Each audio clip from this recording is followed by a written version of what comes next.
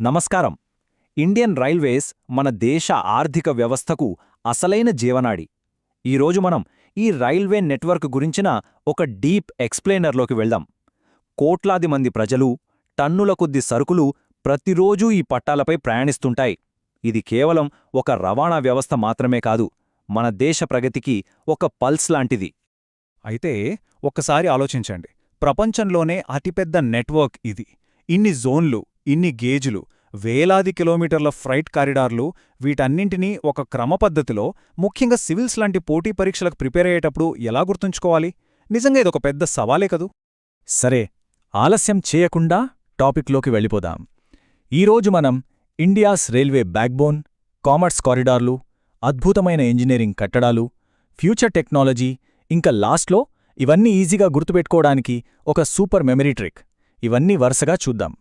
మొదటిగా మన రైల్వే వ్యవస్థకు అసలైన పునాది బేసిక్స్ మరియు గేజెస్. అసలు రైల్వే ట్రాక్స్ గురించి మాట్లాడుకునేటప్పుడు ముందుగా మనకు స్పష్టంగా తెలియాల్సిన పదం గేజ్.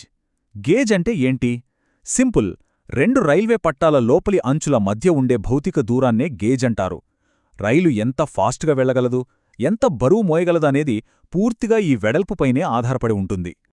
ఇక మన దేశంలో స్టాండర్డ్ గేజ్ ఏంటంటే బ్రాడ్ గేజ్. దీని వెడల్పెంతో తెలుసా? ఖచ్చితంగా 1.676 మీటర్లు. ఇది చాలా చాలా ఇంపార్టెంట్, ఎందుకంటే మన ప్రధాన మార్గాల్లో హైస్పీడ్ ప్రయాణాలకు, అలాగే సరిహద్దుల్లో భారీ ఆర్మీ ఎక్విప్మెంట్ తరలించడానికి ఈ బ్రాడ్ గేజ్ వెడల్పే ఆ బ్యాలెన్స్ని, స్థిరత్వాన్ని ఇస్తుంది. ఇప్పుడు అసలైన ట్రిక్ వద్దాం. దీన్ని సింపుల్గా BM&N అని గుర్తుపెట్టుకోవచ్చు. B అంటే బ్రాడ్ గేజ్, ఇది మన నేషనల్ బ్యాక్బోన్. M అంటే మీటర్ గేజ్, దీన్ని ఇప్పుడు దాదాపుగా తీసేస్తున్నారు. ఇక N అంటే నారో గేజ్, ఇది కేవలం కొండ ప్రాంతాలు, కష్టమైన భౌగోళిక పరిస్థితుల్లో మాత్రమే కనిపిస్తుంది. ఇక్కడ ఒక ఆసక్తికరమైన విషయం చూద్దాం. ఎగ్జామ్స్లో తరచుగా కనిపించే ఒక ట్రాప్ ఇది. ప్రాజెక్ట్ యూనిగేజ్ అనగానే చాలామంది రైల్వే ఎలక్ట్రిఫికేషన్ లేదా విద్యుదీకరణ అనుకుంటారు. నిజంగా దీని లక్ష్యం అదేనా? లేనేలేదు, అది పూర్తిగా తప్పు. ప్రాజెక్ట్ యూనిగేజ్ అంటే కంప్లీట్గా గేజ్ మార్పిడికి సంబంధించింది. అంటే దేశవ్యాప్తంగా ఉన్న మీటర్, న్యారో గేజ్లన్నింటినీ బ్రాడ్ గేజ్గా మార్చి నెట్వర్క్ అంతా ఒకే స్టాండర్డ్ తీసుకురావడమే దీని అసలైన లక్ష్యం. ఇలా చేస్తే సరుకుల రవాణాకు, సైనిక కదలికలకు ఎక్కడా బ్రేకులు పడవు. ఇక మన తర్వాతి అంశం వాణిజ్య కారిడార్లు లేదా corridors of commerce, freight and quadrilaterals గురించి చూద్దాం. మన రైల్వేస్కు అత్యధిక ఆదాయం ప్యాసింజర్ల వల్ల కాదు, గూడ్స్ వల్లే వస్తుందని మీకు తెలుసా? ఈ ఫ్రైట్ నెట్వర్క్లో మెయిన్గా చెప్పుకోవాల్సింది గోల్డెన్ క్వాడ్రిలాటరల్. ఇది మన 4 ప్రధాన మెట్రో నగరాలైన ఢిల్లీ, ముంబై, చెన్నై మరియు కోల్కతాలను ఒక చతుర్భుజంలా కలుపుతుంది. దేశంలోనే అత్యధిక ట్రాఫిక్ ఉండే ఇండస్ట్రియల్ కారిడార్ ఇది. అలాగే ఢిల్లీ, చెన్నై, ముంబై, కోల్కతాలను క్రాస్గా కలిపే లైన్లను గోల్డెన్ డయాగనల్ అంటారు. ఇది డెడికేటెడ్ ఫ్రైట్ కారిడార్స్లోనే అసలైన వ్యత్యాసాన్ని చాలా అద్భుతంగా వివరిస్తుంది. వెస్టర్న్ కారిడార్ని చూడండి. దాద్రీ నుండి ముంబై పోర్ట్ వరకు ఉండే ఈ మార్గం పూర్తిగా ఓడరేవులు, కంటైనర్లు, ఎగుమతుల మీదే ఫోకస్ చేస్తుంది. అదే ఈస్టర్న్ కారిడార్కి వస్తే లుధియానా నుండి దంకుని వరకు ఉండే ఈ రూట్ మన దేశీయ పరిశ్రమలకు కావాల్సిన బొగ్గు, ఉక్కు, థర్మల్ ఫ్యాక్టరీల రవాణా అవసరాలను చూసుకుంటుంది. 2 కారిడార్స్, 2 వేర్వేరు లక్ష్యాలు. ఇప్పుడు 3వ విభాగానికి వెళ్దాం. ఇంజనీరింగ్ అద్భుతాలు మరియు వారసత్వం, పర్వతాలు, తీర ప్రాంతాల రైల్వేస్. పర్వత ప్రాంతాల్లో ట్రైన్ జర్నీ అంటేనే ఓ అడ్వెంచర్. యునెస్కో వరల్డ్ హెరిటేజ్ గుర్తింపు పొందిన మన మౌంటైన్ రైల్వేలను సులభంగా గుర్తుంచుకోవడానికి ఈ డానికా అనే చిన్న మెమరీ ట్రిక్ వాడండి. DA అంటే డార్జిలింగ్ టాయ్ ట్రైన్, NI అంటే నీలగిరి మౌంటైన్ రైల్వే.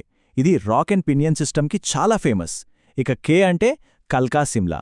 ఇక్కడి పర్వత సురంగాల అద్భుతమైన ఇంజనీరింగ్ చూస్తే నిజంగా ఆశ్చర్యపోతాం. ఇంజనీరింగ్ అద్భుతాల గురించి మాట్లాడేటప్పుడు కొంకన్ రైల్వేను ఎలా మర్చిపోగలం? మహారాష్ట్ర, గోవా, కర్ణాటక తీరాలను కలుపుతూ అత్యంత కఠినమైన పశ్చిమ కనుమలను చీల్చుకుని వెళ్లే ఈ రూట్ మామూలు విషయం కాదు. వందలాది టన్నెల్స్, లోతైన లోయలపై నిర్మించిన బ్రిడ్జీలతో తీరప్రాంత వాణిజ్యానికి ఇదొక పెద్ద గేమ్ చేంజర్.